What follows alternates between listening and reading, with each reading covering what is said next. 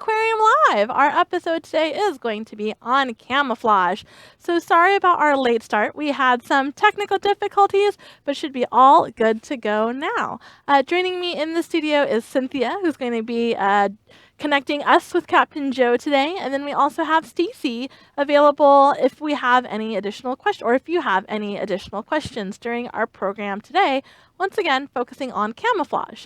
Now, if you do have any questions, please go on ahead and text us at this number below, 562-286-1838. Now, texting rates do apply, and if you are a younger viewer, make sure that you get permission before texting in.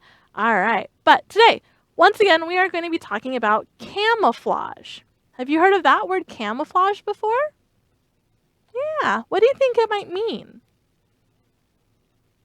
Right, an animal that blends into its habitat or its surroundings, right? Where it is.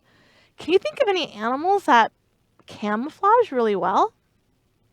Well, I can definitely think of a few, and I know Joe can too. And so today we're going to be focusing a little bit about how these animals camouflage here at the Aquarium of the Pacific. So let's go on ahead and check in with Captain Joe. Joe? Joe, what are you doing? Are you swimming? Joe? Why, hello there, boys and girls. It's Captain Joe here, and yes, as a matter of fact, I am swimming underneath water right now inside the tropical galley. I've finally mastered my technique of underwater breathing, just like my idol, the harbor seal. Are you really sure? I mean, Doesn't how matter. are you talking? Anyways, let's just go ahead and observe some fish. Okay.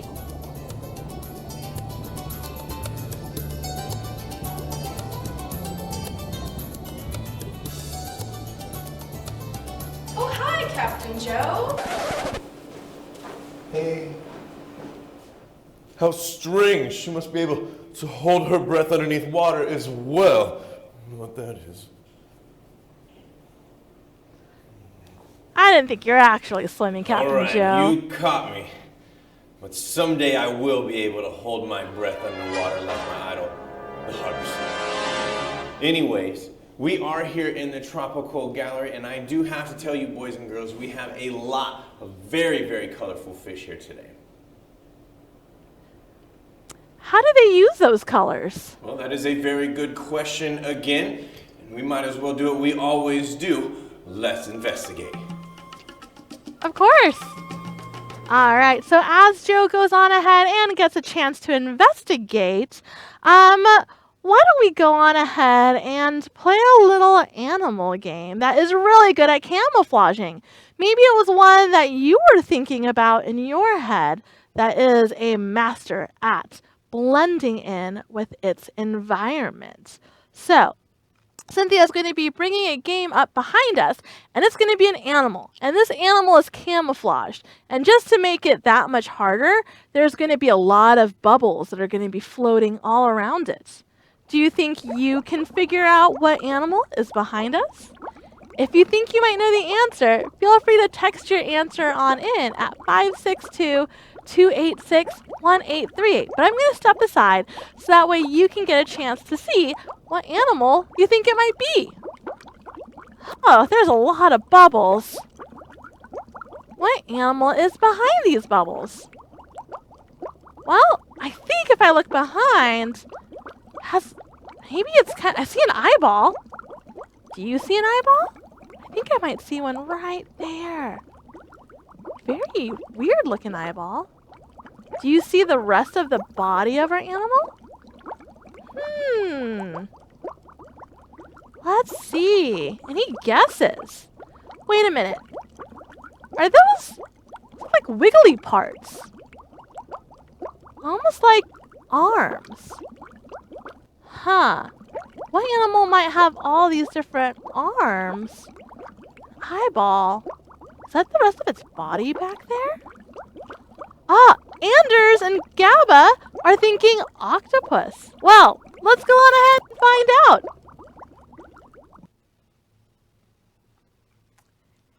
Indeed, it is an octopus. So nice job, friends, on guessing along today. Now, an octopus is a master of camouflage. It can change its color, just like we see here, to be able to blend in with some of the rocks that are a little bit behind. But it can also change its texture, meaning that it can go from really smooth skin to really kind of bumpy sort of skin that we see here. Look at all those bumps. It blends in with the rocks and everything around it so very well. What a great camouflaging animal. All right, so now we've had a chance to get to look at a camouflage animal, but let's see if we can maybe check back in with Captain Joe to see if he's figured out any additional information about animals that camouflage here at the aquarium.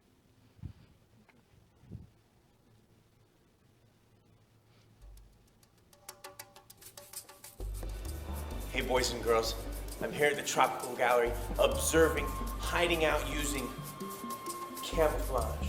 What I found out is that these animals have many different colors and they use them for many different reasons. So, let's go observe and find out more.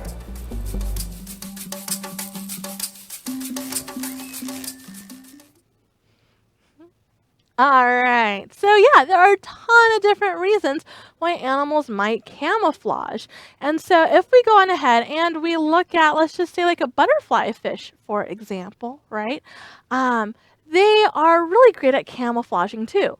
Now it's a little bit different than the octopus that we saw that could change its colors and textures to be able to really kind of copy the environment around us.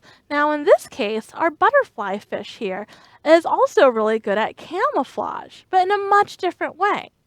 Other animals like this fish might use different ways to be able to maybe misdirect a predator.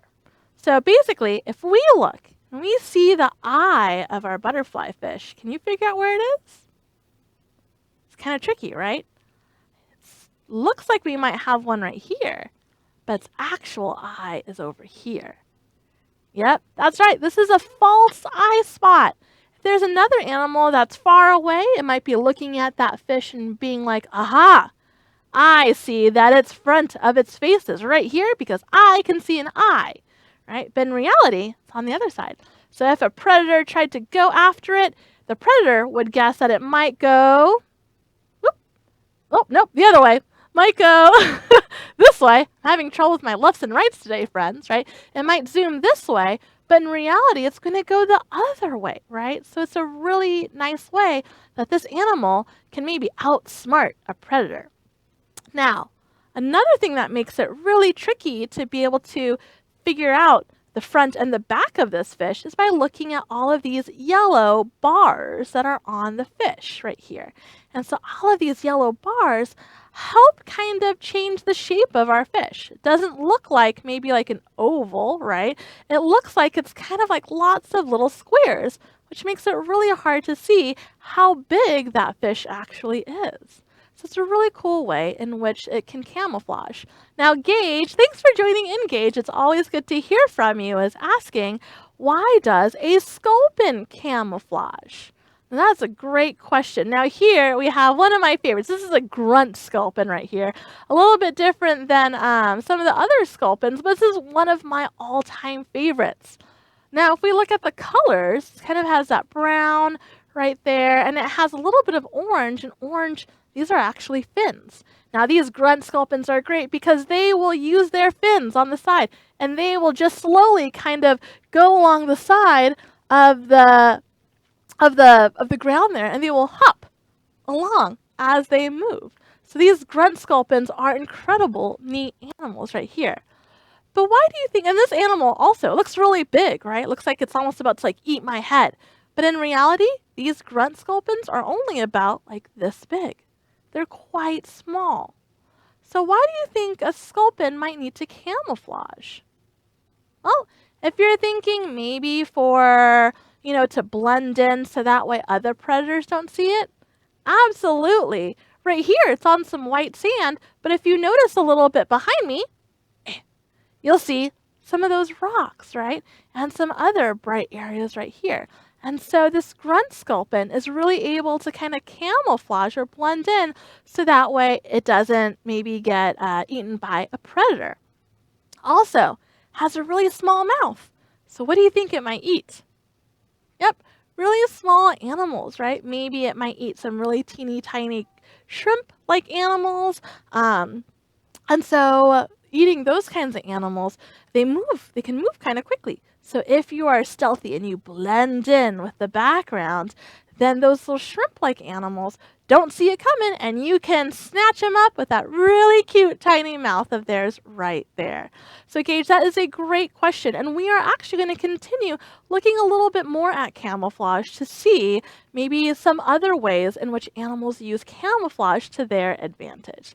All right, so let's go on ahead and meet back up with Captain Joe to see what he's found out about animals that camouflage. Hey boys and girls, I am here with our seahorses and I found my friend Jen. She's an aquarist here at the aquarium. Jen, what are some of the things you do here at the aquarium? I do a lot of things to take care of the animals here, including feeding and a lot of cleaning. Very nice, very nice. Now, we're here with the seahorses, and we do know that they have very long faces and very curly tails, but we're learning about colors today. Can you tell us a little bit how they use color in their environment?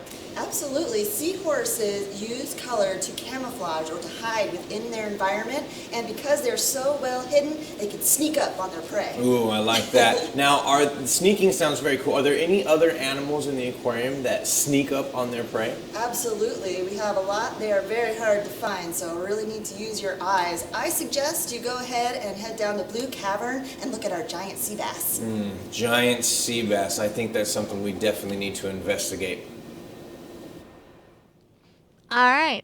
Now, we're going to get a chance to look inside of our Blue Cavern exhibit, and you can do this at home at any time that you'd like to by accessing our webcams that we have. And so with that, you're able to really get a chance to view a lot of these animals in our exhibit. So let's see if Cynthia can put up that webcam for us behind, and we could check out some of our giant sea bass that we have here behind me. Look how large they are. Now, unlike the grunt sculpin that looked really big in the picture, but, was pretty small, not so that these animals take up the entire screen, but they are quite big. They can get up to 700 pounds, these sea bass. Now, how do you think an animal this large can camouflage? I'm going to step out of the screen for a little bit. What do you notice as these animals move? Well, I noticed that they move very slowly, and they don't really use their fins very much, right? This one's moving its caudal fin or its tail fin, but otherwise it's moving very slowly, isn't it? What else do you notice? Has a really big mouth, huh? So that big mouth might help them to eat. What colors do you notice on our fish here? Kind of that grayish white color, maybe a little bit of spots and dots on it too. Yeah, absolutely. Well, let's go on ahead and check in with Captain Joe and see what he's found out about these lovable sea bass right back here.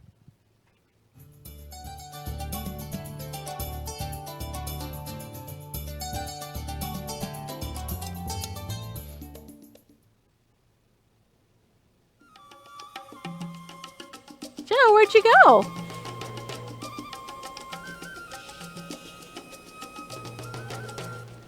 Yeah, I'm hiding in this pretend seaweed or kelp to blend in with our kelp habitat. Looks like you found the giant sure sea did. bass. Let's go ahead and take a closer look.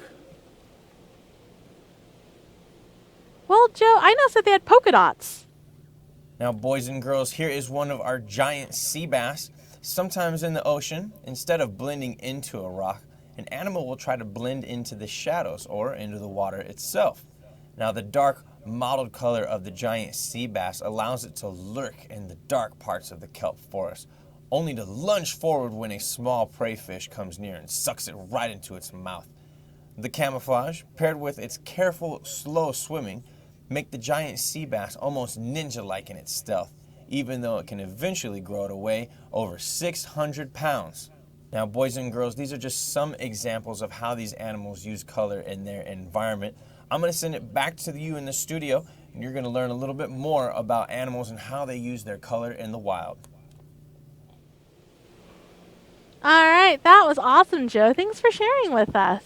I'm pretty sure I saw a striped animal in the tropical Pacific Gallery. How about you meet me there? Sounds good. I guess he just saw a striped animal. Huh. Well, aren't you curious? I'm curious to know too, because we saw animals with bars, right, that were going down, like that butterfly fish with all those yellow bars. But what about stripes? I'm curious to see what kind of striped animal that might be. Let's check back in. Hey boys and girls, so these are the animals with black and white stripes I was talking about. These are our banded sea kraits. We have one right there, and they are very venomous animals, and they use their coloration to give a warning off to other animals. They basically say, "Look out, I'm quite dangerous." They're very, very cool. That is really awesome. I think we might have some other really cool things to share with folks. So thanks, Joe. All right, so now we had a chance to really look into other animals that use camouflage or their coloring in a completely different way than trying to blend in with its environment, or maybe trying to escape a predator, or to not be able to just like sneak up on an animal, right? To eat like our grunt sculpin does, or maybe our octopus, or our giant sea bass. Now, all of these animals use camouflage to help them to survive. Here at the Aquarium of the Pacific, we aim to keep our animals happy and healthy and survive for a very long time as well. And one way that we can help keep them happy and healthy is by taking them to our Molina Animal Care Center. And that's our animal hospital that we have here on site at the aquarium. And so let's go on ahead and meet up with Shara Seals, who's going to tell us a little bit more about the Molina Animal Care Center. Welcome, Ocean Rangers. I'm Shara Seals, and I'm here at the Molina Animal Care Center. This is our veterinary hospital for all of our animals here at the Aquarium of the Pacific. I work with Dr. Lance Adams, our veterinarian, and we take care of all of these animals. Our animals can't exactly tell us what's wrong with them, so we use special tools to help us figure out what's going on the inside. Here's our ultrasound. This allows us to view the internal organs of an animal, like the kidneys or the liver or even the stomach. We use this probe here with a little bit of this gel, and we run it over the body part that we want to look at. This screen right here will show us a picture of what we're looking at. It'll show us the inside. We use this ultrasound on one of our harbor seals, Shelby. Shelby is a mom. She's had 2 pups here at the aquarium in the past few years, Bigsby and Toby. We knew she was pregnant because we used this on her. We placed this probe with a little bit of the gel on her big belly, and we could see a seal pup inside of her. This is just one of the tools that we use to see inside the animals. Let's take a look at some others.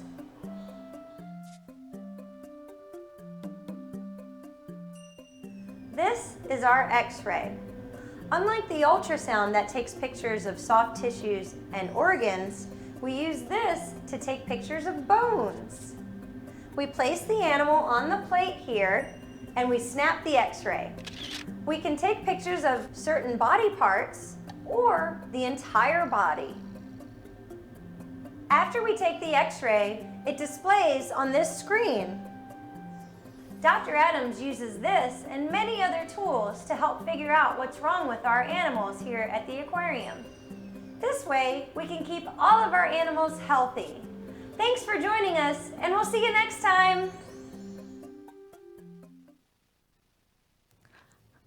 Awesome. Wasn't that great to learn about how we take care of our animals here at the aquarium? I know for me, I learn something new every day, and I love how some of that X-ray equipment is actually portable, which is really cool that we can bring that technology up to the animals, so that way we don't have to bring those large animals down to the Molina Animal Care Center. All right, now we've had a chance to learn a little bit about camouflage. So, keeping you on your toes, let's go on ahead and move to our question of the day. Asking what's our question? Well, which habitat does this butterfly fish live in? Now, before we go to potential answer options, remember, it's very colorful. And those colors might also help it to camouflage. So, let's see what our habitat options are. All right, 1, kelp forest, 2, sandy bottom, or 3, coral reef. Which one do you think our butterfly fish might live in? Which one does it blend in with the best? I'll move out of the way since I'm kind of covering up number 3 there. If you have a guess to which one our fun butterfly fish friend lives in, feel free to text it in. Is it our kelp forest, number 1, sandy bottom, number 2, or is it our coral reef, number 3? Well, if it's going to kind of blend in, I notice that we have some yellow on here and some white. Does that really blend in well with the seaweed? The seaweed's a little bit more green. What about the sandy bottom here? Is there anything that it can kind of camouflage or blend in with here? What about all of the pinks and oranges and yellows that we have within our coral reef? So what do you think? Kelp forest, number 1. Sandy bottom, number 2. Coral, number 3. Looks like Anders is saying coral reef, number 3. Let's go on ahead and find out. Yes, Anders and friends, you are correct. It would be our coral reef habitat that we have right here. So colorful that it's able to blend in really nicely. So that's awesome that our corals can kind of provide a lot of that habitat for our brightly colored fish. I feel like corals, where are they? Well, everywhere that you look is a different kind of coral.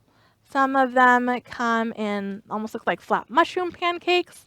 Gabba, Johnny, Char's Kids, and Ashir also said number 3 too. So nice job. Well done, friends. Absolutely right. So these butterfly fish are very well camouflaged for a colorful habitat. But let's take a look at our other 2 habitats real quick. So if we go on ahead and look at our sandy bottom habitat, here we have a really cute flatfish that blends in very well. Right? So not only, almost feel like I'm going with the currents here. Not only is it blending in really well, but check out its body shape. It's really flat. And there's 2 eyes on the top of its head. Isn't that incredible? I'll step out of the way real quick. Look at that fish. How cool is that? So what a neat way for those animals to blend in with just the sand on the very bottom part of the ocean. All right. Lastly, let's go on ahead and take a look at our kelp forest right here. Now here, kind of similar to what we saw in our blue cavern webcam, right? All of these blues and kind of greens and grays. And here, much like our giant sea bass that were kind of gray in color, all of these little fish are also gray in color too. And if you notice, they're kind of swimming in and around all of the seaweed right here. So the seaweed allows them to be able to hide behind since they are so incredibly small. All right, what a great way for all these animals to be able to camouflage depending upon the habitat that they live in. So we've had a chance to talk a lot about camouflage today, how an animal blends in with its surroundings or its habitat, right? They could be like the octopus, where they can change color and change the texture of their skin so they can be really smooth or really bumpy. We've had a chance to look at that butterfly fish again, right? That false eye spot and all of those yellow bars. And then we also had a chance to look at those, the grunt sculpin and how it has that almost leopard-like pattern on it that Gage was asking about. And then we also had our sea crates too, right? That showed, hey, stay away, I am a dangerous animal with those white and black bars. So many animals can use camouflage for a lot of different reasons. And I just wanted to thank you all for joining us today too. And I know Joe wants to say a goodbye as well, because it's always great exploring with Joe. So why don't we all go on ahead and wave goodbye to Joe. Ah, he gave us the old salute for Ocean Rangers. Well, thank you all for joining us today. Now, if you do have any questions and we didn't get to them during the show, you're more than welcome to email us at live@lbaop.org. You can see our email. Oops, that's our text line. Our email is currently available too to be able to answer any questions. Again, that's live@lbaop.org. All right, friends, thanks for joining us. We do have a few more programs coming on up. So if you're interested in learning a little bit more about habitats, I believe. Yes, Cynthia's saying yes, habitats. And then also knowing a little bit more about sea otters and conservation. This afternoon is for you. So feel free to join us back here at 1 o'clock in the afternoon, Pacific Standard Time. We'll see you then. Bye, friends.